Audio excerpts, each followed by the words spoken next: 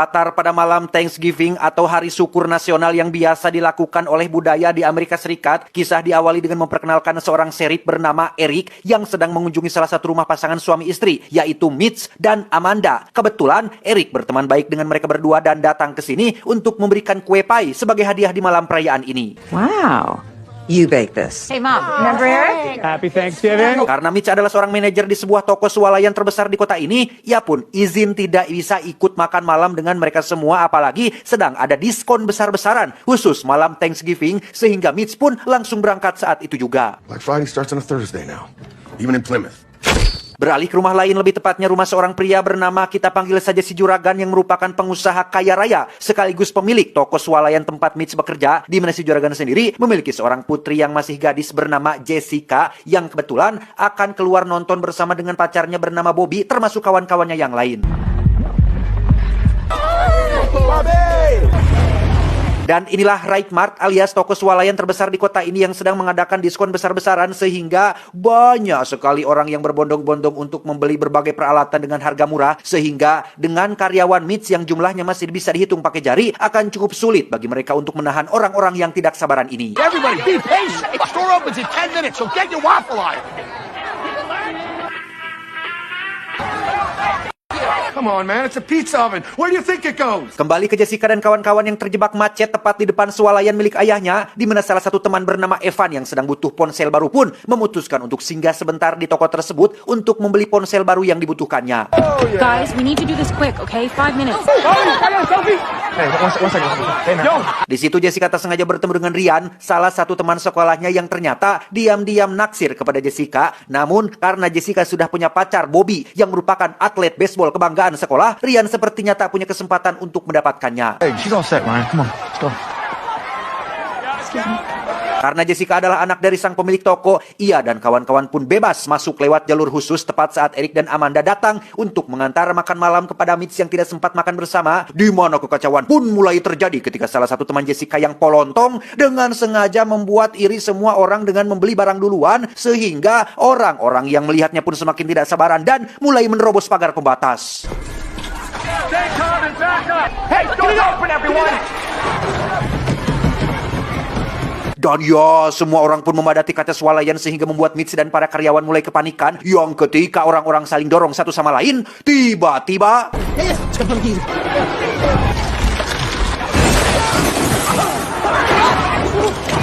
semua orang pun mulai kehilangan akal sehat ketika mereka berebut barang diskon, bahkan sedikit pun tak memperdulikan jika ada beberapa orang malang yang terinjak-injak, jatuh, terluka, bahkan meninggal dunia. Dari sekian banyak orang, Amanda adalah salah satu korban tak berdosa yang maut setelah kepalanya dihantam troli, termasuk Bobby, pacar Jessica, yang tangannya patah akibat terinjak orang-orang yang berlarian.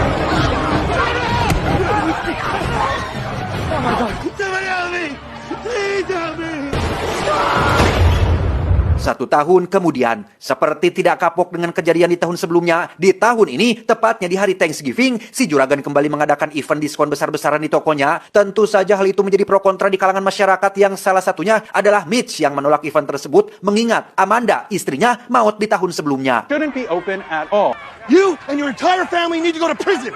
Community, restoring Plymouth Park. Sementara untuk Bobby yang sebelumnya mengalami patah tangan, kini harus kehilangan karirnya sebagai atlet baseball, termasuk putus dengan Jessica beberapa bulan setelah kejadian tersebut. Local kids to college, but many say it's not enough. Beralih ke Jessica yang sedang berkumpul bersama teman-temannya di sebuah restoran, di mana mereka secara serentak mendapatkan notifikasi dari sebuah akun misterius yang menandai mereka semua di Instagram, yang isinya adalah sebuah gambar meja makan dengan caption, "Meja sudah siap ditata rapi." Entah siapa itu dan apa maksudnya, Jessica dan kawan-kawan tidak terlalu memperdulikannya. Ryan's fine, he just... Ryan's here. So He's harmless, like an NPC. Tak lama muncullah Rian yang ikut nimbrung, yang ternyata setelah putus dari Bobby, Jessica kini tengah PDKT-an dengan Rian, tepat saat Jessica tak sengaja melihat sosok pria bertopeng yang menatap di kejauhan yang entah siapa itu.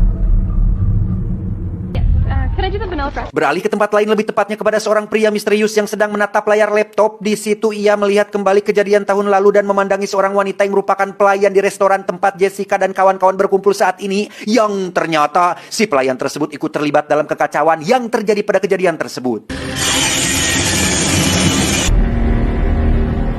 Malamnya, ketika si pelayan selesai beres-beres dan akan pulang, ia tak sengaja melihat sebuah topeng tergeletak di atas meja yang tepat saat ia membuangnya ke tong sampah. Tiba-tiba,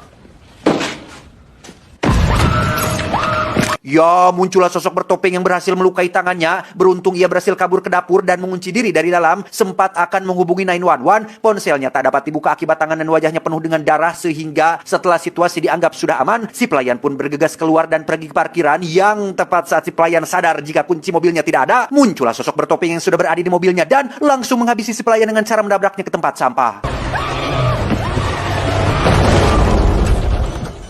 Keesokannya, warga pun digegerkan dengan penemuan jasad si pelayan yang digantung di atas toko si juragan, di mana Eric sang sheriff pun sampai dibuat melongo dengan apa yang dilihatnya saat ini.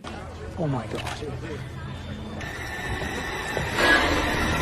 Beralih ke Jessica dan kawan-kawan yang kembali di-tag oleh sosok misterius dalam postingan foto jasad si pelayan, di mana mereka juga baru menyadari bahwa di meja makan postingan sebelumnya terdapat nama mereka semua termasuk nama ayahnya yaitu Thomas alias si juragan, yang pastinya ada hubungannya dengan kejadian tahun lalu. Our names are at the table. Oh my God. Dirasa itu adalah pertanda buruk, Jessica pun menelepon ayahnya untuk meminta event diskonnya dibatalkan sekaligus penutupan tokonya sementara. Namun si juragan tetap kekeh untuk melanjutkan event tersebut. Okay, bye. He's hiring additional security. Sendirian, Jessica pun mendatangi kantor sheriff untuk melaporkan tentang sebuah akun misterius dengan nama John Carper yang dicurigai ada hubungannya dengan kematian si pelayan, di mana Eric dan rekan-rekan sheriff sendiri rupanya sudah melakukan penyelidikan terhadap sosok John Carper ini yang memang diduga sedang mengincar orang-orang yang ikut serta dalam kerusuhan yang terjadi tahun lalu. Beralih ke seorang pria yang merupakan mantan security di kerusuhan tahun lalu, yang setelah mendengar kabar tentang kemunculan psikopat yang sedang memburu orang-orang yang terlibat, si security pun memutuskan untuk meninggalkan kota ini sampai akhirnya ia tak sengaja menemukan topeng John Carper yang tergeletak dan tiba-tiba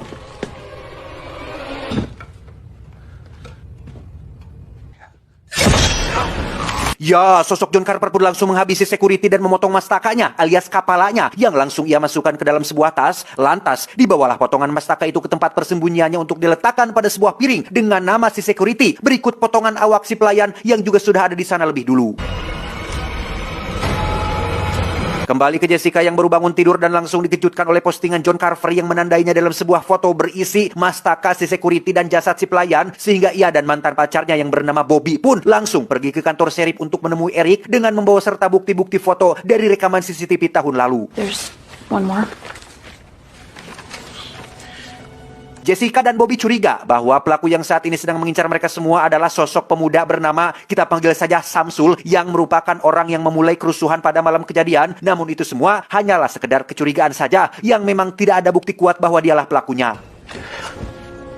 Be careful who you trust. Ketika Jessica dan kawan-kawan sedang berkumpul, mereka pun mulai berteori dan menebak-nebak siapa pelakunya. Ada yang menuduh Ryan, ada yang menuduh Samsul, ada juga yang menuduh Bobby karena ingin balas dendam akibat tangannya yang patah dan karir baseballnya hancur. Lalu ada juga yang menuduh Mitch, sang mantan manajer toko, yang ingin balas dendam atas kematian Amanda, istrinya. Beralih ke Samsul yang bisa dibilang sebagai provokator utama kejadian karena sempat berkoar-koar menggunakan toa yang akhirnya memulai kerusuhan, di mana saat ini Samsul bekerja sebagai pelatih pemandu sorak tepat saat pacarnya yang merupakan anak didiknya sendiri mengajak ke ruangan lain dan mulai menggodanya dengan lompat di atas trampolin.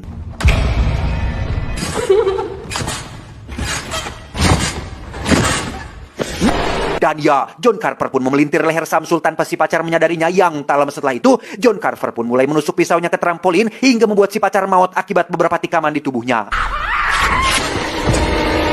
Kembali ke Jessica yang terlihat sedang menunggu kedua temannya yang bernama Gabby dan Evan yang sedang akan berganti pakaian setelah kelas olahraga, di mana sosok John Carver pun tiba-tiba muncul menangkap mereka berdua. Yang tak lama setelah itu, Jessica pun mendapat pesan dari Gabby yang memintanya untuk segera menyusul ke ruang ganti.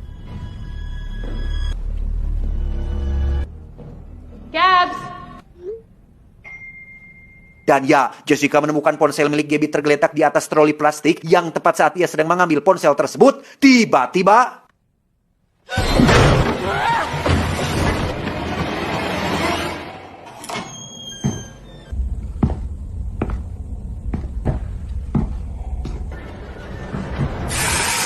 Jessica berhasil selamat dari kejaran John Carver berkat dua polisi yang berjaga di depan pintu. Bobby yang baru datang pun langsung menenangkan Jessica tepat saat Ryan muncul di sana, sehingga terjadilah ketegangan saat Bobby menuduh Ryan sebagai pelakunya, sampai akhirnya Jessica mengusir mereka berdua pergi. Okay, get out! Stop. Get out! Tak lama muncul ayah dari salah satu teman Jessica yang bernama Yuli yang datang untuk membawanya keluar kota agar aman dari incaran si John Carper, sehingga kini yang tersisa hanyalah Jessica dan satu temannya bernama Gabriel yang mau tidak mau harus mencari cara untuk melindungi diri dari sosok misterius tersebut. Tanpa buang waktu, Gabriel pun langsung mengajak Jessica pergi ke kediaman salah satu sahabatnya yang merupakan bandar narkoboy sekaligus penjual senjata ilegal, yang tujuan daripada Gabriel datang ke sini adalah untuk membeli senjata api sebagai alat untuk melindungi diri. You'll want to use this. Keep the safety on. Unless you want to blow your nuts off. Thanks. Yeah. Di saat yang bersamaan, Yuli yang diajak ayahnya pergi keluar kota pun tiba-tiba didatangi oleh sosok John Carper yang langsung melumpuhkan satu penjaga termasuk ayahnya, di mana Yuli sendiri masih saja sibuk dandan sampai akhirnya John Carper mentojos telinganya dan dengan sengaja memvideo call Jessica agar melihat penderitaan tersebut.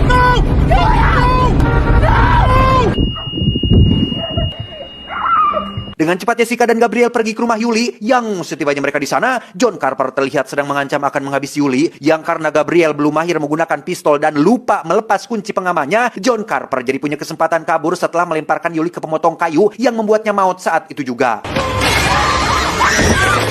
Beberapa saat berlalu, Jessica dan Gabriel terlihat sudah berada di tempat aman, yaitu rumah Jessica sendiri, dengan ada ayahnya yaitu si Juragan dan istrinya yang bernama, kita panggil saja si Ibu Juragan, berikut para polisi termasuk Eric yang menjelaskan bahwa harus ada jitu untuk bisa menghentikan teror ini. Sampai akhirnya Eric teringat dengan acara parade yang akan digelar esok siang, yang besar kemungkinan sosok John Carper akan muncul di acara tersebut.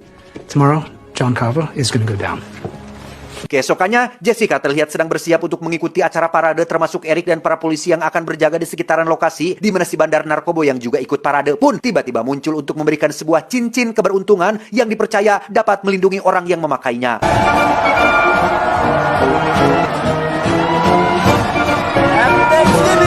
Parade pun berlangsung meriah dengan mata mereka semua yang terus awas mengamati semua orang. Sempat melihat seseorang yang memakai topeng khas John Carper. Ternyata itu hanyalah warga biasa yang sedang memakai kostum. Sampai akhirnya ketegangan benar-benar dimulai saat John Carper tiba-tiba muncul dengan kostum lain, yaitu topeng badut, dan berhasil menimbulkan kekacauan, termasuk menculik Jessica, Gabriel, si Juragan, dan Ibu Juragan yang dibawa menggunakan mobil polisi setempat.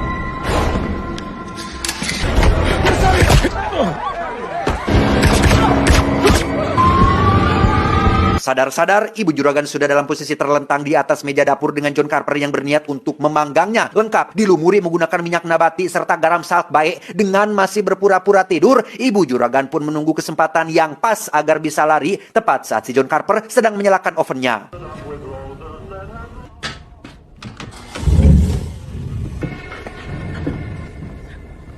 Ketika John kembali, Ibu Juragan sudah tidak ada di tempatnya, sehingga terjadilah ucing-ucingan di antara mereka berdua sampai akhirnya Ibu Juragan berhasil naik ke lantai atas dan memasuki salah satu kamar tempat disimpannya jasad si cewek pemandu sorak yang sudah membeku di dalam kulkas.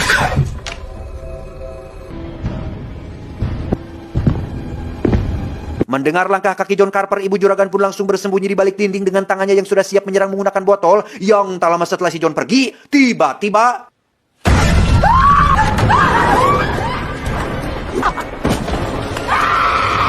disinilah Ibu Juragan sekarang terikat di dalam oven yang sudah dinyalakan, sehingga tak ada jalan keluar bagi Ibu Juragan selain akan tutung dipanggang hirup-hirup.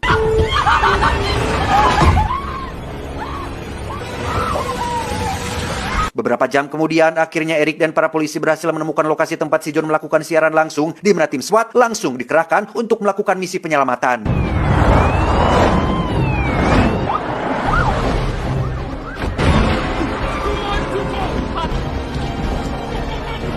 Dan alangkah terkejutnya tim SWAT saat mereka tertipu oleh trik si John yang menggunakan ponsel dan layar monitor sebagai backgroundnya, karena ternyata lokasi yang asli berada di tempat lain yang tidak diketahui oleh siapapun.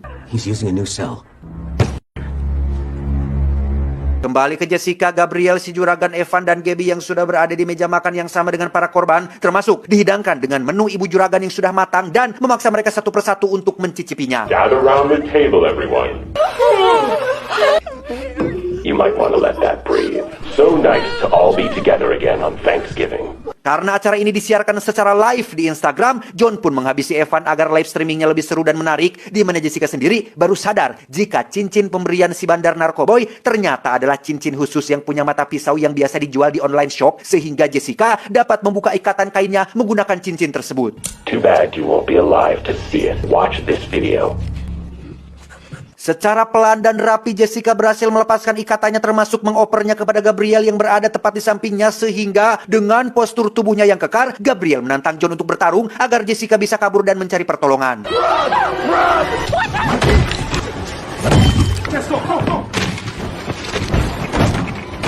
Tepat saat John berhasil menjatuhkan Gabriel, Jessica mengalami kesulitan saat gelangnya tersangkut di pagar kawat, namun ia berhasil melepaskannya dan langsung berlari menuju jalan raya.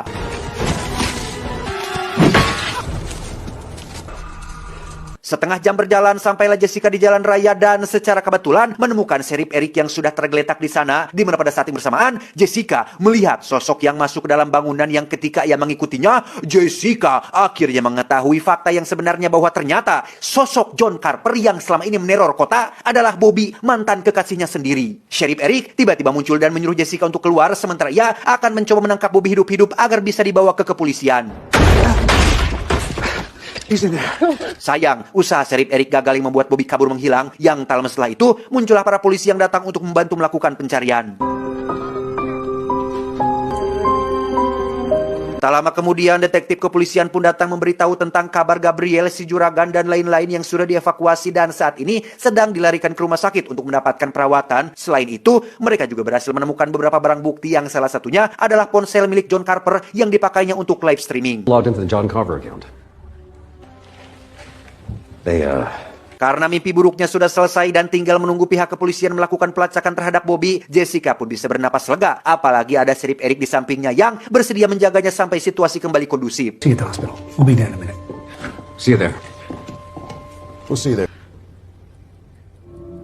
Setelah detektif kepolisian dan anak buahnya pergi, kini yang tersisa hanyalah Jessica dan Sheriff Eric saja, di mana Jessica terlihat sedang membersihkan celananya dari tanaman berduri yang sempat mengenainya ketika sedang berlari dari kejaran John Carper. Mistakes?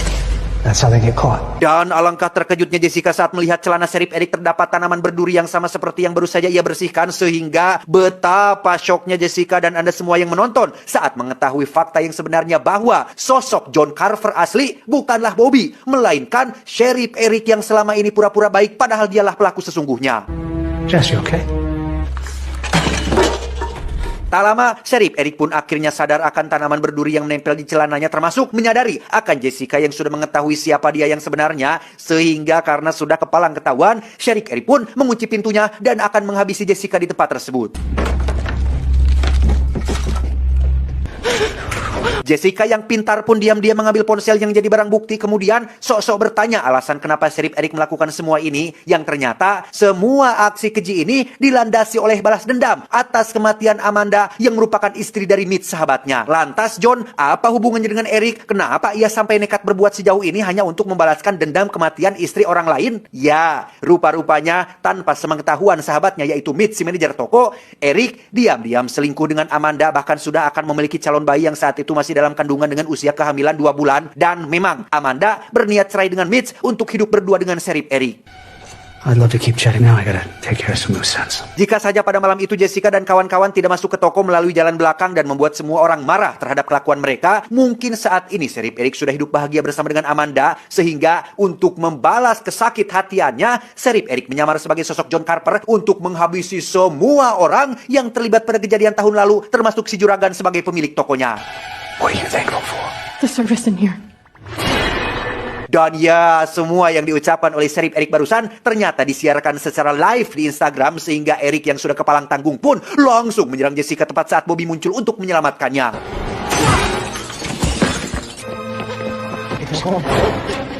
Jessica! Sebelum kabur menggunakan mobil derek yang mereka temukan, Jessica sempat memutar tabung gas untuk mengembangkan balon parade, yang tepat saat mereka sudah melaju, Eric berhasil mengaitkan kawat mobil mereka pada tiang bangunan sehingga...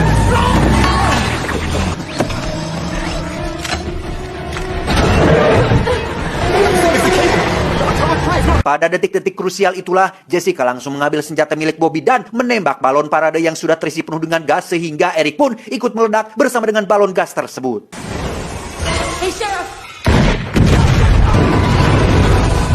Tak lama setelah matahari pagi naik, Jessica dan Bobby pun dievakuasi oleh pihak terkait. Namun, dari informasi para petugas, mereka tidak menemukan jasad siapapun sehingga ada kemungkinan jika Sheriff Eric masih hidup dan akan meneror Jessica di film yang selanjutnya. Tamat, ending yang cukup membagongkan. Gantung gak sih teman-teman? Eric sebenarnya udah mati atau belum sih? Yang kalian yang udah nonton, coba dong komentar. Kita kan juga butuh kepastian, ya gak sih? Pesan yang kita ambil dari film ini adalah, manusia terkadang hilang akal sehat ketika ada diskon, sehingga ingatlah, rezeki yang disyukuri akan terasa lapang, rezeki yang dikufuri akan terasa kurang.